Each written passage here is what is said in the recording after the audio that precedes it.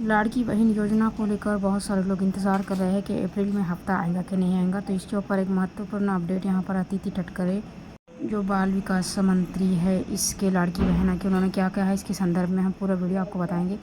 इससे पहले गैर समझ के लिए आपको बता दें कि पहले अपडेट देखा करें, यूट्यूब पर कोई भी फेक वीडियो बनाए जा रही है।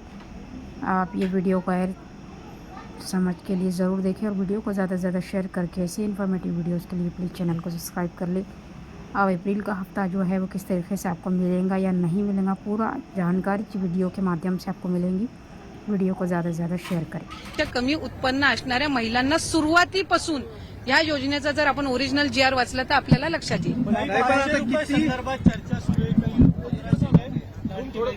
मी आपल्याला तेच सांगितलं की आपण जर लाडकी बहीण योजनेचा जर शासन निर्णय आपण वाचला, जो आम्ही निर्गमित केलेला आहे, जो काही ओरिजिनल जो जीआर आहे, त्यामध्ये ज्या महिला या इतर योजनांचा लाभ घेत आहेत, म्हणजे उदाहरणार्थ संजय गांधी निराधार योजना आहे, तर त्यांना 1500चा लाभ हा संजय गांधी निराधार योजनेमधून मिळतोय, तर तसाही त्या लाडकी बहीणमध्ये त्या पात्र लाभार्थी नाही आहेत। ज्या महिला या नमो शेतकरी योजनेतून लाभ घेत आहेत त्यांना 1000 रुपये नमो शेतकरीतून मिळत आहेत।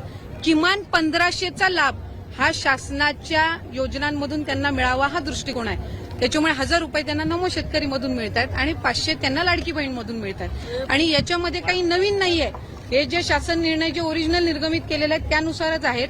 फक्त कुठं ना कुठं तरी विरोधक असतील किंवा काही विविध जे काही आर्टिकल्स असे आले की मग सगळ्यांना असं वाटतं की हे काही नव्याने केलेलं आहे। साधारणपणे 2,47,00,000 लाभार्थी आहेत आणि ऑक्टोबर महिन्यामध्ये ज्यावेळेला आम्ही शेवटचा लाभ दिला होता त्यावेळेला 2,33,00,000 महिला होत्या।